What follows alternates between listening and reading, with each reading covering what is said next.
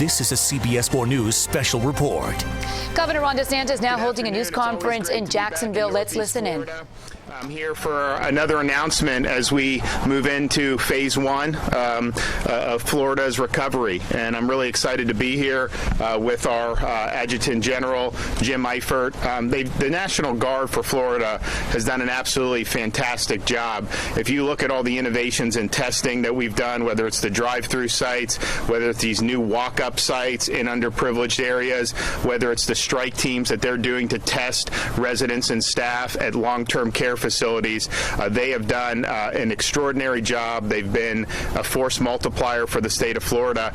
And I think by this weekend, National Guard supported outlets, all those types of tests, will have generated about 100,000 tests in the state of Florida. And so that's a really remarkable thing. And I really want to thank Jim. I also want to thank Mayor Curry for doing a great job during this time, being very level-headed, being very fact-based and data-driven. And this Northeast Florida region has really done well. I'll say a few things about that, but I think it's exciting what's in store for Northeast Florida, because I think they're going to be able to bounce back very quickly. Today, I'm announcing as part of phase one that beginning Monday, May 4th, Florida's world-renowned state park system will be opening. Opening the parks back up is consistent with my safe, smart, step-by-step plan to reopen Florida. Since the beginning of the COVID-19 emergency, we've made decisions based on data, facts, and science.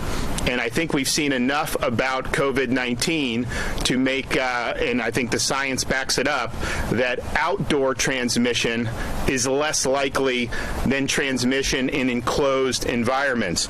In fact, the Department of Homeland Security's Biodefense Lab recently conducted a very thorough study about the effect of sunlight, heat, and humidity on the virus, both in terms of surface transmission and in terms of respiratory droplets and aerosols. And they made the following conclusions, and DHS was very confident in this. The DHS study said that sunlight rapidly killed the virus in aerosols. And it said that outdoor daytime environments are lower risk for transmission of the virus than indoor environments. In terms of surfaces, when a virus may be left on a surface, DHS study concluded that sunlight kills the virus quickly, and that the virus is less stable overall at higher temperatures and higher humidity. Now, that doesn't mean you can't transmit it.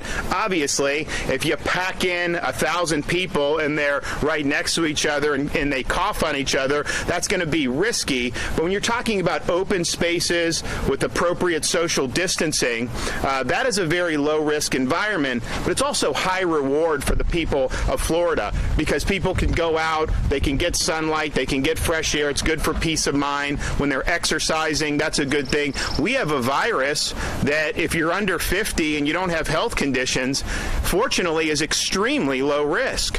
The risks become when people develop underlying conditions. And one of those things is things like diabetes and obesity. So the fact that people are being out, they're doing things to increase their health, hopefully we don't want anyone to get the virus, but if they get it, it may not end up being something that is that significant in terms of the symptoms, which is a good thing. And I just think it's important now that we're here 2 weeks after Mayor Curry recognized the science and opened up Jacksonville's beaches for recreational activity. At that time, there was a lot of people, not from Florida, but from between D.C. and New York, who thought that this was just like the most significant thing that had ever happened, that the sky was going to fall. They did misleading pictures acting like, this was like Lollapalooza on the beach or something like that. And this was what they were focused on. Not dirty subway cars, not other things that have been major transmitters of this disease. They were really focused on this. And they said that this was going to lead to all these negative things.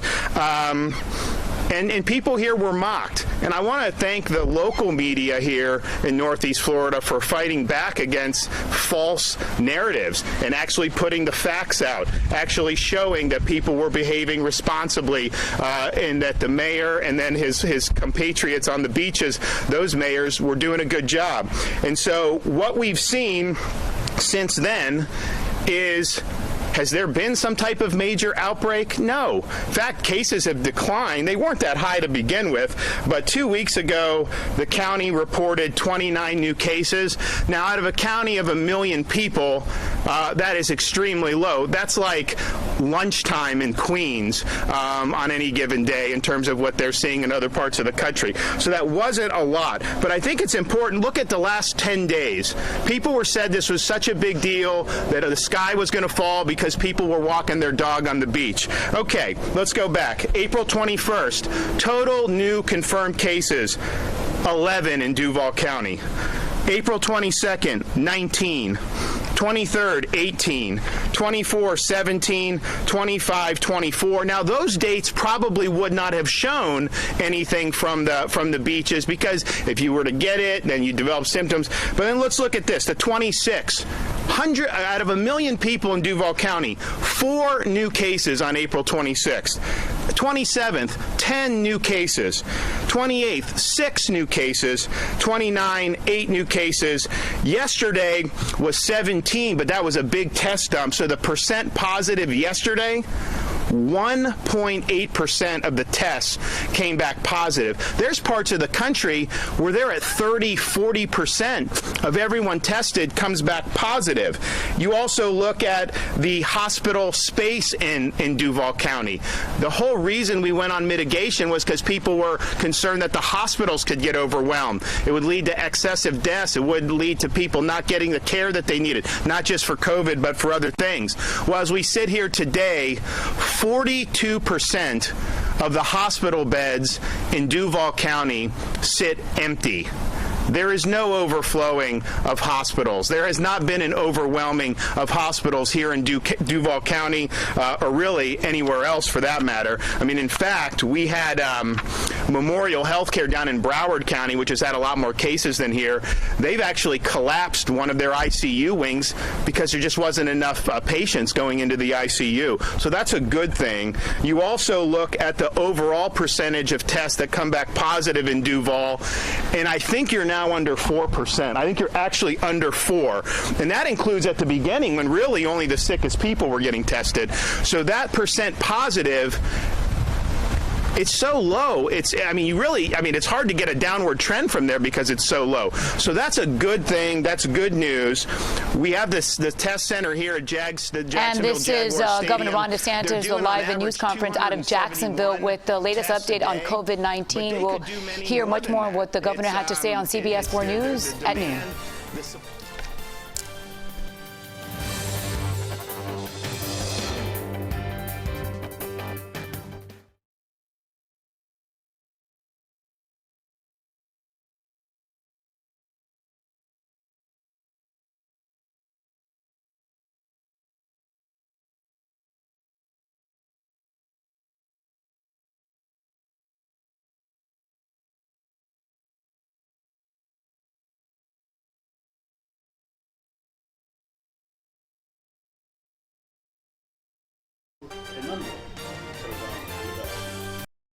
Drive-by media, just do it and then move on. Well, we're here today. They've done it the right way. They have a foundation to build going forward, and I think that that's really, really good. And I think it's also important for people to understand when we're talking about the outdoor environments, when we're talking about the risk being lower, that's something that you can use in your everyday life. When we go in with the restaurants, we're recommending that they do outdoor seating, obviously with a sufficient distance between tables, but we really believe that that is lower risk. You look at some of the super spreading events that we've seen, major events throughout the country. You had the funeral in Albany, Georgia. You had people packed into, I think it was a church, and you had people crying, hugging, kissing, very close contact, sustained contact in an enclosed environment. This thing spread like wildfire. You started to have people going to the hospital. If you look at the choir in Washington State, they're inside, they're sitting there singing, a lot of different droplets and aerosols in that environment. Many of the people got sick. It spread very quickly. The Biogen conference in Boston at the end of February, again, these are people that are in close contact for a sustained period of time inside, and you had a super spreading event. You've also seen things like parties or celebrations, bar mitzvahs, other things like that have caused super spreading events. And so those are more high risk, but being outdoors in open air is more low risk. And today we take a step that I think is good for the people of Florida. I think it's going to be good for their peace of mind, because people have been cooped up a lot. Even though we the whole time I wanted people to be getting recreation, it's still, there were only so many options. So now we have more options, and I think that they can do it in a way that's safe. I think it's also important to point out the hospital capacity. We're not just talking Duval that's got a lot of capacity. I mean, you go down to Miami-Dade, they have almost 40% of the cases in the state of Florida, and yet they have 40% of their beds are available in Miami-Dade, a very big and populous county. So we're in a situation where we've had really flat hospitalizations, far below what the system would even hold. In fact, last night, the state of Florida reported statewide 591 people in the ICU statewide. That's the lowest number that we've had in the ICU since the very beginning of April. And if you compare that to other states, I mean, there's states that are half or a third of our size that have significantly more people in the ICU than the state of Florida does. And so the parks are an important part, I think, of quality of life. It's going to be an important part of phase one. We'll have more details about how that's going to roll out. I mean, it is going to roll out on May 4th. There are going to be some restrictions because we do want to continue social distancing. It's a smart thing to do. If you're out there with your family and you're not getting involved in big groups, very low risk, but we want to make sure that we continue to do these things responsibly, using what Mayor Curry did here in Jacksonville as a great model. I'm going to let the mayor come up, say a few things, and I'm happy to take some questions. Thanks, Governor. Yep. Well, welcome to this beautiful state park, this gem to Northeast Florida and Jacksonville. This park and this day really represents, in my mind, what Florida is all about. Governor, I want to thank you, before I talk a little about outdoor recreation. What people don't see that happens behind the scenes in a crisis is the communication and collaboration. Jacksonville got ahead of this because we had help. We got testing up early because the governor's office was responsive. We got personal PPE equipment to our healthcare workers distributed as needed because we had help. Anytime governors call him in the evening, members of his senior staff are accessible every time I call them, while they have the entire state asking for things. So a big thank you for the way we're getting through this and coming out of this. Just quick on the back of what the governor said about the idea behind opening the beaches. Look, we were looking at data. We're reading places where coronavirus, COVID-19 had hit places hard, and it all spoke to types of events the governor talked about. Compact spaces for long periods of time. We're observing people in grocery stores for weeks because they have to get essentials, and while that's happening, you don't have large outbreaks. So with the data and with basic logic, it made sense to open wide spaces, to let people move and remind them to social distance. So proud of the people of Jacksonville for the way we have worked through this and continue to work this, and I'm grateful to our governor. Thank you. All righty. Okay, Governor, question. Senator Scott, Senator Rubio both have suggested that certain people on unemployment do not want to work because they're making more on unemployment than otherwise. Have you experienced this? Have you heard about this being true among Floridians, or something that Rubio and Scott are just conjure? Well, I'm not familiar with their comments. I can tell you, Floridians want to work. We had an economy that had 2.8% unemployment. People were doing a great job, and this external event upended that for hundreds of thousands of people in our state, and it's been very difficult. We've worked extremely hard on fixing a very broken system that you had with unemployment, and starting to get good results that I'm happy. We need to do more, but we're much better than we were a month ago. But I think people want to work. I think people enjoy being out, doing things that are productive. It's part of it is that's just kind of how they are, but I think it will contribute to a sense of of normalcy. And I can't guarantee everything's going to be exactly like it was, but I think to be able to go out and be doing things, I think would be a very good thing. So we've got a lot of hardworking people here. They absolutely want to work. They did not want to have their jobs taken from them, and we'll get them back. It's not going to happen overnight, but we're going to get people back. Governor Lorena with Action News. Jax, yes, ma'am. You were talking about the low percentages of infections, but would you agree that we were able to get to that point because of the measures that your office took with social distancing, shutting down certain facilities? And also, Governor, how do we know what the true rate of infection is if there's not enough widespread testing, especially in rural counties? So here's the thing with the testing. We have 7 sites for drive-through. We've now got, oh man, I mean, I think we may be up to 10 walk-in sites where we're going in underserved communities. We started this by doing we did a public housing project with the University of Florida in Jacksonville. People were very happy because a lot of them didn't have cars to go through the drive-through site. So we're doing that. We're getting good response. We're affirmatively going into nursing homes, even if they don't have any positive cases, to try to see if we could identify asymptomatic. With that said, we have capacity to do more testing. I mean, we have it right now. We've built more. I got contracts with these new labs that can do 18,000 tests a day. So that's there. But I think, in Jacksonville, you look at it, we don't fill up the site here.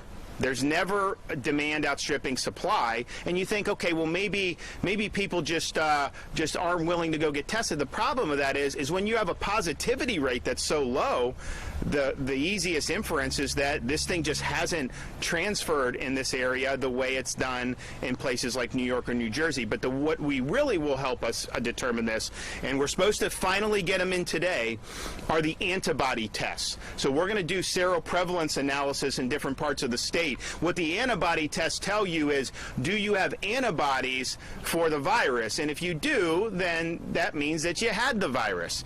And you're looking at different parts of the country that have done this. They did it in Santa Clara, California. Stanford looked at it.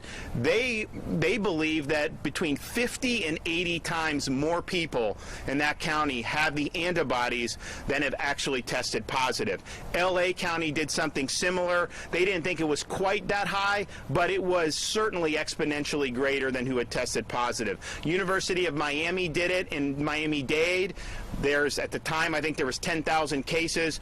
They think that there's 160,000 people that have the antibodies.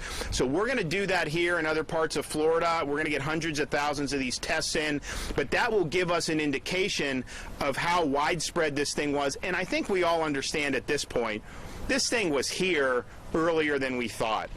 The Super Bowl in Miami, I was talking to the head of the committee. I was like, there's no way we didn't have this in the Super Bowl. And people say, my whole staff was sick that week or whatnot. So I think it was here. I think there's way more people that have the antibodies than we thought initially, but this will allow us to determine that. And then what kind of inferences do you draw from that? If the antibodies are prevalent at 10, 20, 50 times the positive tests, then that's telling you that the virus fatality rate is much lower, which is a good thing. It tells you that the hospitalization rate will be much lower, which is a good thing.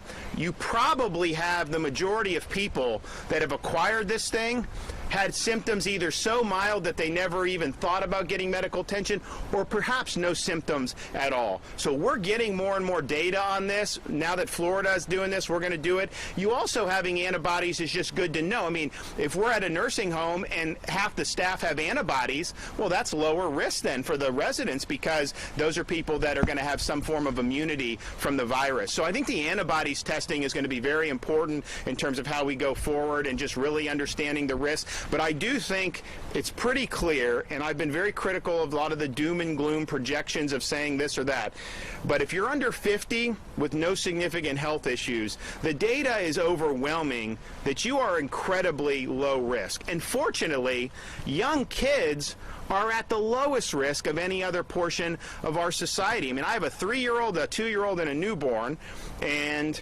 I am much more concerned with other things than I am with this in terms of my kids' health. That's a good thing. There's also research being done now in Europe about putting kids in school. Now, we're doing distance learning in Florida to the end of the year. We've made that decision. But the American view has been, yeah, kids are at lower risk, but if they go to school and they interact, then they'll transmit it to their teachers and their parents. And so you wanted to not have those things. But that also has implications for summer school and summer camps, Little League, all these other things. Europeans are looking at it, and a lot of them think that kids aren't really significant vectors, that the parents are more likely to infect them. I don't know if that's right, but we're going to find out pretty soon, because they're in school in Denmark. Switzerland's putting their kids back in school. I would love to be able to have the hard data to say that kids are not significant transmitters of this, because if that's true, then, man, we've got to do summer camps. We've got to get back and get our kids back out doing things. So this is all about just following the data and following it where it leads. Yes, on the parks, kind of a two-part question. On the phase 1 for business, did an exception for the 3 southeast county. Is the same thing for parks? Are you going to have different parts of the state? Are going to have different? So we're going to have 80. Yeah, so we'll have 80 to start on Monday. It's kind of a phased approach. I do think some of the southeast Florida counties will have open. Remember, those 3 counties all opened parks, marinas, and golf courses last week. So they have this open, and that's something that I think made sense for them. I supported their decision 100%, and so we would want to have access as well to some of these. So we're going to be Department of Environmental Protection is going to be rolling out exactly the parameters. Like I told people, it's not just going to be like it was in February. I mean, there is going to be restrictions. There'll be limitations just so people are safe. But I really believe if people are out there and they're not in big groups, I think it's a low-risk environment. Governor, we talked to a lot of people who are still pending for unemployment benefits. They've been waiting since March. Is that acceptable, and why is it taking so long to try and address some of the problems of the unemployment benefits? So we have last night paid out another 69,000 payments. As of 2 days ago, there have been 416,000 unique claimants paid just since the middle of March. To put that in perspective, all of last year, the state of Florida paid out 326,000 claimants all of last year. So what happened was this system had a lot of problems, and it couldn't hold up. It got overwhelmed. I had to bring in engineers to effectively rebuild it. And so now they're in a situation where we have hundreds of thousands of claims going out. We have 50, 60, 70,000 payments a day. So things have gotten a lot better. But I would also point out, when somebody says, hey, I applied in mid-March, we have DEO. They're actually reaching out to people and saying, okay, what did you do? And in a number of cases, people didn't have all the information submitted, Social Security number, out-of-state wages. Some of the people weren't working before this. So obviously unemployment compensation is for people that lose their jobs. There's other forms of relief for this situation if you didn't lose your job. But some of what you see here in terms of these unique claims submitted, some of those folks have not qualified under this. So I think that you've seen a huge increase. I mean, you go back 4 weeks, this system was in tatters. People couldn't even get on. I mean, there's going to be a whole investigation that's going to need to be done about how the state of Florida could have paid $77 million for this thing, however many years ago they did. So there's a whole bunch of problems. So we had guys go in who are super smart. They work 24/7. They've rebuilt a lot of this. They're doing stuff every day. But do you now have people that can access it better? Last weekend they took the system down. People can still apply if Connect is down, because you can go to PEGA, and then the PEGA data gets migrated to Connect. But they took down the Connect for the interface with the public so they could devote 100% of its capacity to doing payments. And they did like 500,000 unique payments, not unique claims, but unique payments last weekend. And so we're going to continue to build off the momentum. It's been the #1 non-health priority that we've had, and we've mobilized so many people in state government to be able to do it. You know, you have some people that are applying through Connect, through PEGA, and through a paper application. So those obviously, you know, you got to filter that out. You're only going to do one. But we've gotten hundreds of thousands, I think, paper applications too. So I've got 2,000 employees from various state agencies that I've surged into the unemployment, and they're actually taking the paper applications and they're putting it into Pega or putting it into Connect. So it's really been a team effort. John Satter I had to put in charge because the job wasn't getting done he's our DMS secretary. He's done a great job. And, it's not over. Obviously, there's more improvements that need to be made. But if people really understood how in tatters this thing was, they've been working really hard. Governor, on that thread,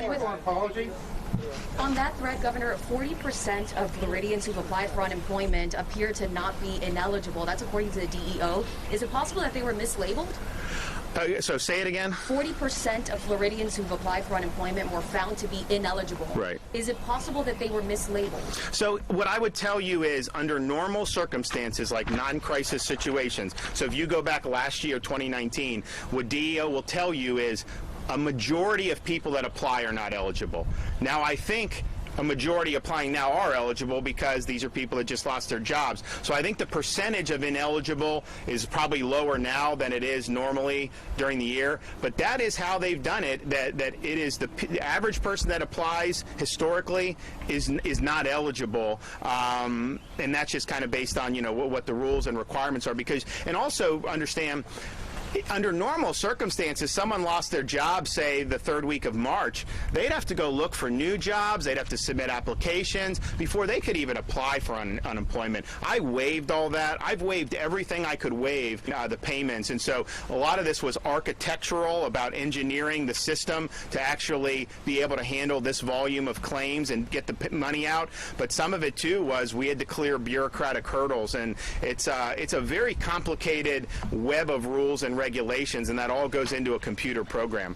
Yes, ma'am. Other people to stay in politics. Is it for people to not let their guard down and see things like we saw with the funeral in Georgia or some of the things in California? We don't back them. Yeah, but exactly. We still need to keep up the common sense social distancing. And I think if you've looked at all the other countries, all the other states, the most effective things have been targeted interventions to protect the at-risk populations, like we've done in Florida with so much to the nursing homes. We've sent out, the state of Florida, we've sent out 7 million face masks just to long-term care facilities. We've sent out 500,000 face shields just to long-term care facilities. Sent out 1 million gloves because we knew that's where the problem was. When I was in the White House the other day, Dr. Birx remarked, Governor DeSantis knew where the risk was, and he surged resources to be able to prevent death in those facilities. And it's not easy, and we've obviously had people get sick. We've had unfortunate deaths. But if you compare us to like a New York on that, I mean, they're like 10 times what we were because we really focus. So we're going to continue focusing on that, but then also doing the common sense things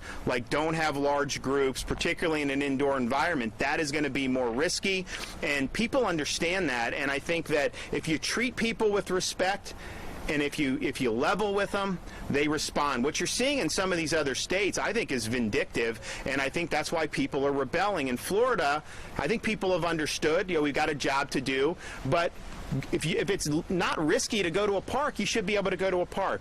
If it's not risky for you to walk 18 holes, then do it. And so that's the philosophy we've had. But yeah, I would just, any type of large groups. I mean, first of all, our order bans any group over 10. But even if you have 10 people inside, you're much better off being at a park with 10 people than being at a dinner party with 10 people for 3 hours all sitting next to each other in an enclosed environment. I mean, I think the science is pretty clear on that. And so people just need to understand that makes sense. And we're going to continue to protect our seniors and the vulnerable through appropriate social distancing.